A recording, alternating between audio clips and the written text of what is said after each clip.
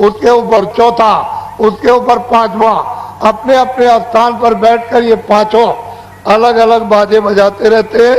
इनको हिंदी शब्दों में देववाणी, ब्रह्मवाणी, आकाशवाणी, अनहतवाणी, गैबवाणी, मुसलमान कहते हैं आसमानी आवाज, और कलमा और आयतें, और अंग्रेजी शब्दों में इसको साउंड कहते हैं। इन्हीं बाजों को पकड़ाकर ये सारी जीवात्माओं का भंडार, एक छोटा सा रूहों का खजाना सतलोक से, यानी इन बाजों के द्वारा उतार करके भेजा गया।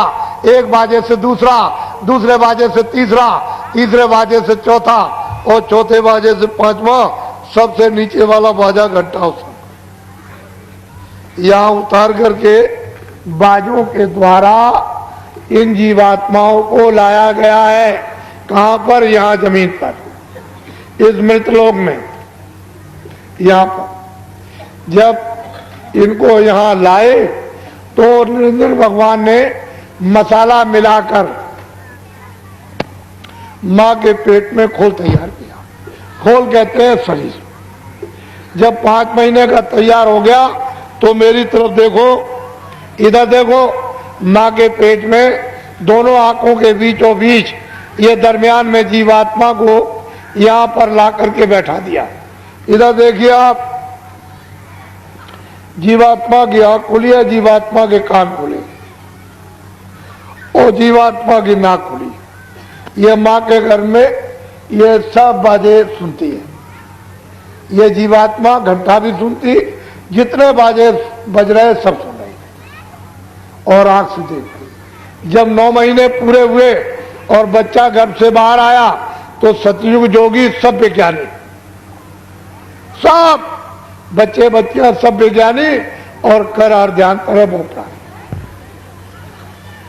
सारी जीवात्माएं इन बाजों को पकड़ के एक बाजे से दूसरा, दूसरे से तीसरा, तीसरे से चौथा, चौथे से पांचवा, एक पलक में पकड़ के चढ़ गए सतलोक में, और वहां से इन बाजों के द्वारा एक पलक में उतर आए। चढ़ गए, उतर आए, चढ़ गए। दिन में कितने बार जाना, कितने बार आना, कोई पर्दा नहीं, कोई गंदगी नहीं, न पाप की, न पुण्य की, न अच्छे की, न बुरे की, न न्याय की, न न्याय की, न सत्य की, न वेद, न कतेब, न कुरान, न पुराण, कुछ नहीं। 1 लाख वर्ष की आयु थी इनकी।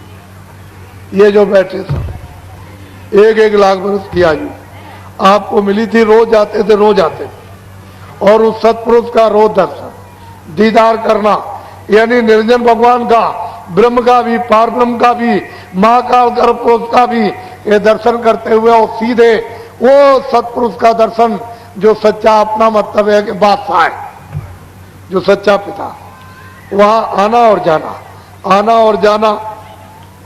जब लाख वर्ष की आयु पूरी हुई तो ये सब जाने लगे, सब। तो निरंजन भगवान ने सोचा कि मेरी तो मेहनत सब बेकार हो जाएगी, ये सब चले जाएंगे तो बेकार हो जाएगी। तो उन्होंने फौरन अपनी शक्तियां पैदा की और उनको जब जन्म दे दिया तो आदेश दे दिया कि चले जाओ, घोर जंगल में तपस्या करो। तो ये लोग चले गए, 20,000 बरस तक तपस्या की। इनका नाम क्या है? ब्रह्मा विष्णु महादेव। जब ब्रह्मा ने समाधि लगाई तो उनको देववाणी सुनाई दी।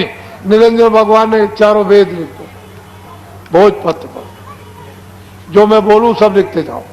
वो जो कुछ बोलते गए वो सब लिखते चले गए। तो 80,000 कर्मकांड, 16,000 उपासना कांड और 4,000 ज्ञान कांड, 1 लाख श्लोक है। पूरा विधान बना दिया।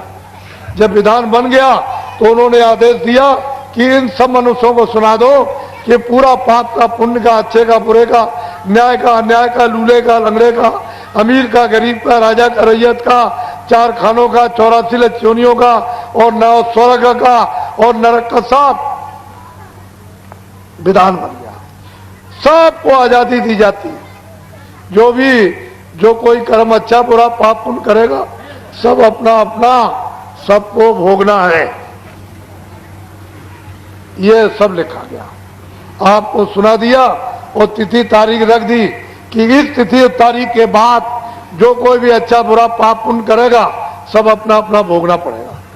बस तिथि तारीख निकल गई, कभी अच्छा कभी बुरा, कभी न्याय कभी अन्याय, कभी सत्य कभी असत्य है। ये आपने जो कर्म, पहले तो कोई बुरा करता ही नहीं था, कितने युग बीत गए, उसके बाद एक बुरा हो गया, फिर कितने युग बीत गए तो दो बुरे हो गए, फिर कितने मतलब 4 बुरे हो गए, धीरे धीरे धीरे धीरे धीरे धीरे तो दोनों की गंदगी, अच्छे की भी गंदगी, पाप की भी गंदगी, पुण्य की भी गंदगी, ये सब गंदगी जमा धीरे धीरे अंतर में बहुत बड़ा आकाश उसमें जमा होने लगी।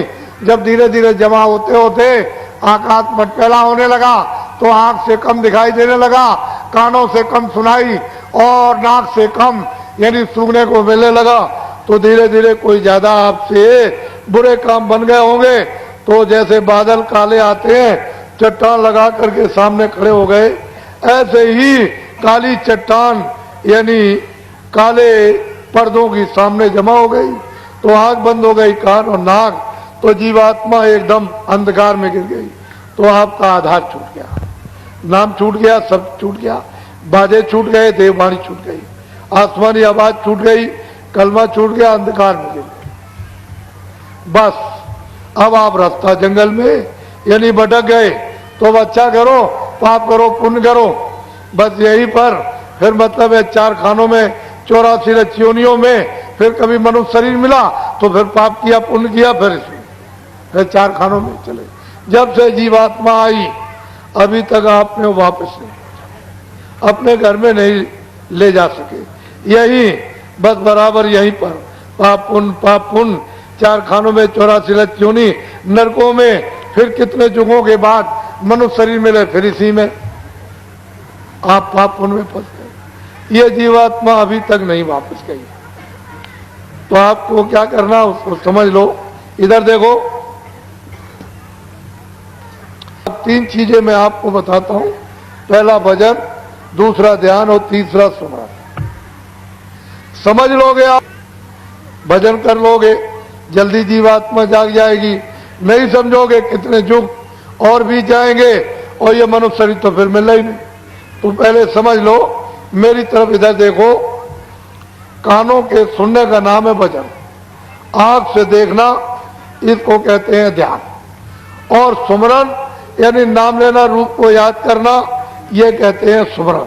तीनों चीजें अलग हैं, सुमरन अलग है, ध्यान अलग है, भजन। इधर देखो, शरीर में एक कान इधर, एक कान इधर, कितने कान हुए? जोर से बोलो, 2 हो गए कान। इधर देखो, शरीर में एक आंख इधर, एक इधर, कितनी आंख हुई? 2 आंख हो गई। शरीर में एक नाक इधर, एक नाक इधर, कितनी नाक हुई?